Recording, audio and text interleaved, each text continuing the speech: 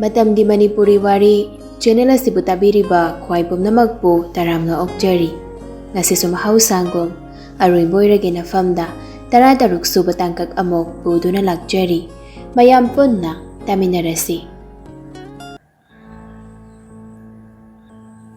Somda Bredengi yumdasu mayam ko chenari gita mathasana khelenda call tawduna majagi phone chatri yumda halaktre haina pau tamduna khanghanbadagi khelensu mayumda lagli mamanaba pau phaunaba yaba phaunaraga thiba yaba thire phangba kauba leitre hangba yaba hanglabasu adubu khelen thauna hande thiba lepte pung 10 rom tasilakpaduda mayamna sum hainarakpadagi aroiboina moiranglomda leiriba magi mamanaba hoige yumsida chatlusi haina lakpadu phanayam thenglabani Bredengi mamanaba premga loinana lakpani khelendo anido Breden khoina leiriba yumdu jangakpada pung 12 rom tare mi leibro yumsibo kana leige thengaba mi tumna hipnaba matam oirabaso makhoigisu thongdok ama thoklibanina tumba iya yanaba natte aduna dumaktai imungda magi kada leizaramba mayamda mari thoknarei mayai ka machaduda Breden Sanahal anisu thorakduna lei mamana badugi mamana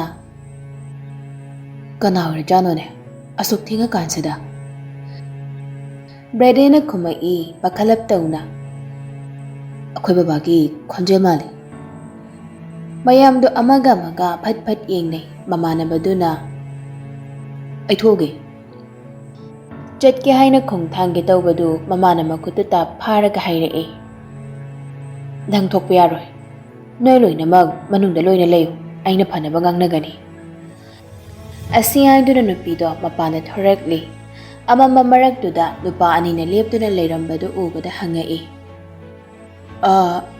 kana kai matangi kelena tablap tawduna hairakli ibeba pakhat pigano karinom tang jageduna lakjabani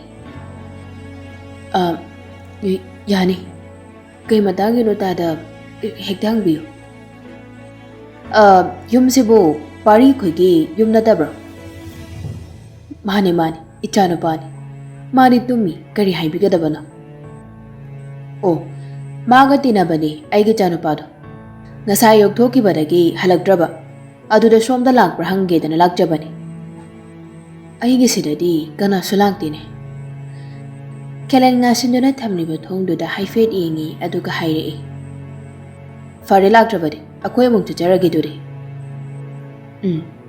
Pani dada Kelen khoi thokri mathasana mamadu sumanungda muk jangakduna machasingdu potharunaba hainari Breden ga Sanahal ga su manungda muk jangakduna phamungna makhong yan thaduna phamli mathasana hayeng haiba numinsina yaurakpada kari karamba thongdok thoklagaba khanbada awabani mikuptuda animaki wakhaldu makhoigina panthong ngamba magina kainabagi pira pendabana masana masaba waraujaba saujaba moigina thamoida harauba mapal thongda mathasabagi kuyom amana yomnabasu adubu ngambagina thamoida punsigi taisinba ngamlaroidaba mami ama kuiremana bendarduda famlaklibado Phanayam themzabani James tu mataubo adubu themba ngamdre ngasiri kairaba thamoidu kiningaido ngamba thakpasu phanayam thaklabani hawgatuna chelabadi khong thangba thokani thajadri adubu jimbalduna wakhal tana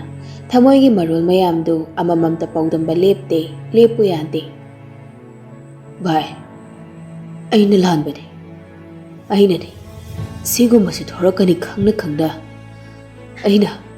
aina lanbade kaisu kaideda bade ngangni wakhal phadaba ngamba natri aigu boina khallubagiri madugi aina soibani kuire asumna mana lolagliba choirose James tamna themlaga hairakli yare singamba thengabani hawjagi umda mayam pakhanaramani hawgalo chanaba torse ai sumai kamai changdol aisibo nupine hena lumna khanba malaba nate mana dobana patha chengkhraga aina suk am warisi kaiganu Bender phamli binupiduna marol ikhoi khoina hairakli Hawalone hena khoido aisu ko dukan nun bige karira ngasai de ki dum phamduna leibasibo nakhoi ki pisa piramo aduga hawet pirone ai dukan thonglon ge ba James nupi do ki manang te changselagduna ine akhoi ki kya tarage heda ka chana baga punna lising ama chamnga tare James na pocket tagi paisa do longthokduna pirami nupi do sa paisa do lawraduna amuk su hairagli Chapiro ko ai su do majang birage hoine chalage karige suk thak prakhang de ne nakhoi na taw se thakman khre ko mathanta murum solhaudi nupi do James ngambabu lengjum pai do na chingkhalaga hagolo se mi dukan thonglo lage ngai ko da mayo mam tanga pai kise am tanga yare hen male kya mya me nang thanglai sibo hagolo chaslo sida thaktra so lambi da thakke mayo mam tanga ngamba nang aina sawrani ine mayo mam ta pibiro lambi da thakke Brady na ngang ni badu tadana nupi do onshin do na lawi nupi do so sawrak jerekli karira ne asuk anam kan basibo khara thakladi opani ne aduga kari ge duk makha samthaba pamba no hidak lai je ne nang na thakman na chalo yare nayum halo likre dai ne yam ngang khre ne hallo ne noibo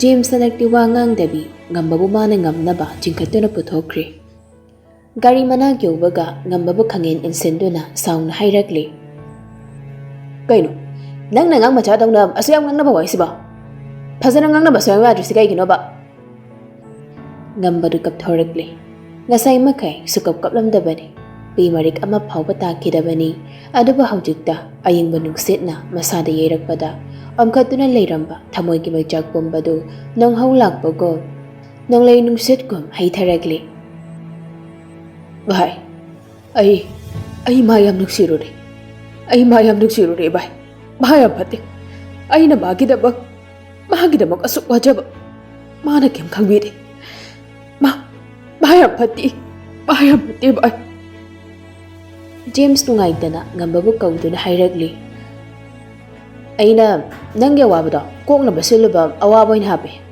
ai swekre ngamba ai swekre mana lisinglok jelu raso ai mabulo ngamgani James ai mabulo ngamdi magi unsana ko bhagjang dunati aina mabulu shi ise mathong khangda ai gi thamoi da nungsi base nungsi banati haiga doira yare to ose kapano lao James ma thirusi lao James mapido phatphatei thoklaga James ki makotu chingduna hairakbani James upai leita magi maruk ki mataududa pi tari kapli hairakli maso adumain tawnu ba ngamba ai nungai tiba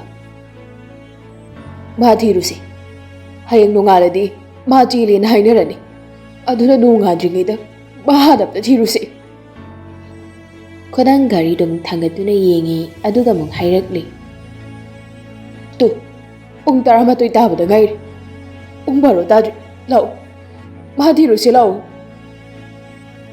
yare ba ngamba to ga du kinang ba nang talaso nang adum leho aisu kaide ai thanjake asi hainuna chatke haina makhong thangbadu ngamdreduna leimai thai thaduna tai James ang salagduna ngambabu chingkhatke tawbadu makutu phatkan thorei aduga mathanta haugatna ba mukpada muksu ngakpa ngamdreduna mamaina leimakto opsenduna toi James amukchu chingkhatke haina tawbadu ngambana yande amuksu inthorei handakti kaisu haidre James tu ngambana tawribadu adumak yengduna leiri ngamba haugana ba hona na machinda su soli ai mathi ba jatoini Wari aigini, ngambagini, Sanahal ngambagini, mapok khudingda, Wari aigini, kanamtana oiba yaro, Wari aigini, ngamba khakkini. Hanjin hanjin hauganaba hotnay, hanjin hanjin tusilli, haugat pangamdi. Aroibada longna, limaiduda hipthaduna, nongthakta yengduna, khonjal hauna, mathanta penaba lawi. Sana! Mamanaba amadagi mamanaba ama mathang pau pinaragduna khelen tari. Anganba yoksida machanupa nupi chili namboldagi haibasi. Gitabu lekagi mau kharaga loinana machama mau laurunaba haidana sinkhraga masu ahal aninga loinana Sanathoigi yumda ningthina hanglaba tungda taibangi chatnabi ama oina pau hanba lagli. Sanathoigi imung ahing amata tumnadrabani ahing chuppa macha lagtabagi masu halaktabagi machan udabagi kapnabana mathau oibana mamit mana ipom loina pomni. Aduba lagliba atiti sing adubudi taram ogli. Phak amada lakliba khelen khoiba phamhalli aduga mayoknana mema amadi machanupa thoiba phamli harau nungaibagi mami amata ude maithong singdu isuk sukne mapa ama oina khelena wa hongdorakli kari haina kaugadabano wakhala mata du tawrisi ima haina hekta kaujaragi mema su thogalon kaidana khomni yai ibungo aina nupi machadugi mabokni nakandagi sina ichanupani ibungo khoina khara halamgani ahoi ima khoigi sudu aigi chanupa ngawbaduna puraga heklai aduda taibangi chanabi amoida akhoi sei ima oida paum tang hanjage duna lakjabani thoibadu wangang nakte me mana ibungo khoina kadai dege kari hotnariba aduga ngang nupa machaduna hauji kari hotnariba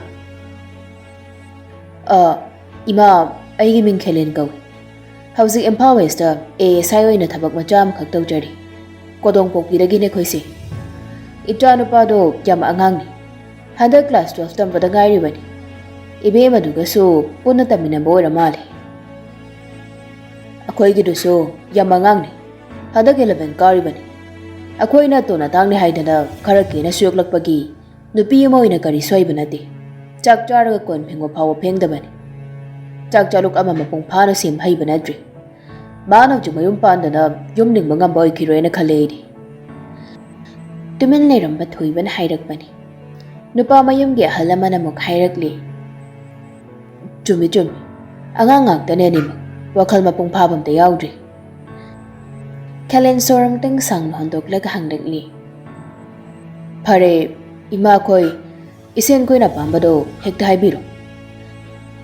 Thoy basu ingna tamna khamlakli. Hobje angangak na soire ni mak. Piroi haibadi ay madumak da haijaroi. Maramdi ay gidi chasi nupi. Angang na haidana so nupi moy bagi jata khara soi balai rabani. Jelu rabi haiba ming thol duma maga sagonarani.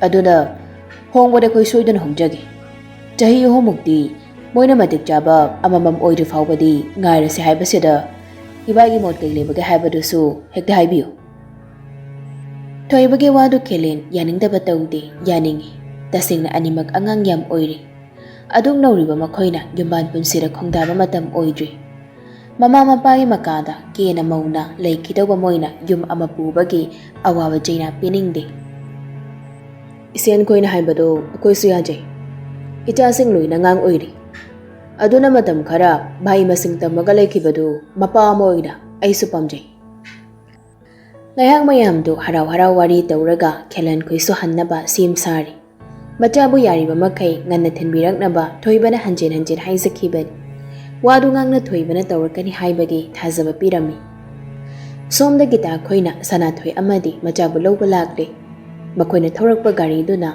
nupa macha mana thawalaga ani duna gitaga punna makoina purakpa gari du da tonghalaga ani du puduna lagli gita do wala ngam tangangde tumit mathau khangni tawribado mama thwai inu nungai ba mande matawdo Sanathoi di ipangpangna gita gi mawong amata suyeng selude sakham duna kari utli ba haima dumasu ingaw ngawri ba wakhal duna lamsin duna khangma ngamlude braden gi kadani ani du tumin phamli Braden sumachi lengdi magi matawduda Sanathoi na hangi da nangma pa na to ay nang tasum layno mi nag uradi kayse to ama panda ay kada lay jabani kayno Moi kaada leirubasu natana. Adu oiraga ai mapana leirurage. Famlambadagi haugatuna chatke tawbadu Bredena khudangdu yanduna pharakli. Aduga nokfet iranga tawshinduna hairakli. Nang leibagi shida leibai wani. Nang leitodi kai kandoiba. Makoto phal satoklaga Mina changakpado okini. Ikai je haraga. Hawjikti akoy anise matay manam kaido oirabani kai. Urasu ikai ningai kem leitre. As talliya khatpra kanum tawri. Khalawro hoje yam khaning nei jani ko ngasai de. Taning de angang macha dongna inghaw ingok sanardana. Bredendu noklaga tawri shengani. Ngarang da chin da ngai ri aduga likhat bikam dawsilai ni. Yam ngange mina hari mata da. Yam khomnu ko mina hari makta da. Tanjanu da thongdu mapan da ki nok tawrai. Ani do khangbai kari wai nakana kana phat phat handok ne. Thong hangdok tu na gita manung do changai. Aduga machanu pa de yeng tu na. Napana mapan da amung ta thoron hayoi. Ibema dangso nakoy baba na mapanam da thoron hairi. Lao lao ngairamage ko. Gitawa khara do hairam laga thokri. Breden ga Sanahal ga sohogatuna thorakli. Khelen gitanga loina na sofa amamam da phamduna leiram. Sanahal do karishu khandana langpana phi mata su yalakte. Madu bada sofa na kanda yanduna leiramba phi ma gitana lauduna Sanahal da langbai kai bai dawduna pirakli. Sanahal aphinga phaina na phidu oi aduga makok khomduna haifet insil. Gitana ni do da yengduna hairakli. Nakoy baba da khoromo. Ani do jangsinduna Khelengi makhong songna khorum lakli. Khelen sumacha ani ge makok du da nungsinanan thabira duna. Yare haugal. Ani do mayongna na thaba sofa amada jangsinduna phami. Khelen mangna phamli bani do da yengduna asawba mata uttana nungsina wari tawrakli. Imau tombi. Ita da yumda yam kene lei haina nakoy baba na tamai. Chumbra. Sanahal ikai boy nokfit tamak tawi. Mamay khajik non tharaduna. Khelen hamu makha taraduna. Nakoy animag angang yam oiri. Ay nakoy gi marup singna tambadagi paw loina tari. Soy bahai base tamba ngamba nati. Phare. Ngarang ni soirure khongpham ama. Nakoy animag nakoy gi family na loina tawi. Kena maung na yok pangangtani. Aduna tasing no awaba haibasi karino nakoy khangdi. Akoy na nakoy bu madu nakoy da khangandi. Yum pan haibasi family ama nupa nupi oiba anina chawkhat na hotna mina baduni. Adum na hotna bada nungsiba na thongna oigadawni. Nungsiba haibasi yawdaba sungya yani. Adubu nakoy da hujik yamna angangni. Nakoy na yum mama puba Aroiba nati. Yum mama puna ba hotna bada kayagi matik wai. Masigi thokdang kayagi matik chawi haiba awaba karino khangdaba nakoy na khangloi. Adubu hayeng matam amada soidana khanglakini. Adugumba awabada tanjana matam nu yadraduna khanglabasu matam chadana ichasingda awaba piningdi. Nahaina singdu mapung phana tamkisi. Aduga ichasingbu mama mapa oiba ikhoina. Nakoy na pamjariba panthungdo soidana pigani. Nakoy ani akoy bot hazagadra. Paring sana pirakliba basandugi Aroiba paring da hanglakliba wahangdu mangna makong non thaduna phamliba ani duna khomba ngamdi. Khelen nokfet tawi aduga mamakhantana atopa wahang ama amuk hanglakli. Ipagi Breden. Ipa nangonda wahangi. Aingonda hingo. Aduga khom. Breden kirup mapabu yenglakli. Khelen tapna hanglakli. Nang lairik tamningbra tamningdabra. Sengna khomo.